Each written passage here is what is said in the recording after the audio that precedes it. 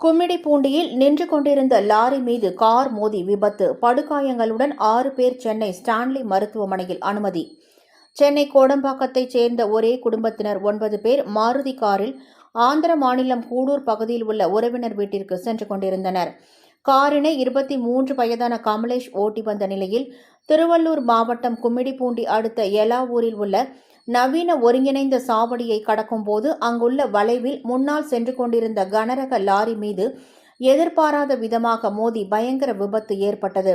பயங்கர சத்தத்துடன் ஏற்பட்ட இந்த விபத்து அறிந்த அங்கிருந்த ஓட்டுநர்கள் சென்று பார்த்தபோது வேனை ஓட்டிச் சென்ற கமலேஷ், அதில் பயணம் செய்த சேகர், கிரண், ரமா, சீனு, சீமா, அனுஷியா, லக்ஷ்மி, கீர்த்திகா ஆகிய 9 பேர் படுகாயம் அடைந்த நிலையில் சிகிச்சைக்காக சென்னை ஸ்டான்லி அரசு ஆஸ்பத்திரியில் அனுமதிக்கப்பட்டுள்ளனர். இதுகுறித்து ஆரம்பாக்கம் போலீசார் வழக்கு பதிவு செய்து மேலும் விசாரணை நடத்தி வருகின்றனர். வேதா நியூஸ் டைம் செய்திகளுக்காக செய்தியாளர் மகேஷ்குமார்.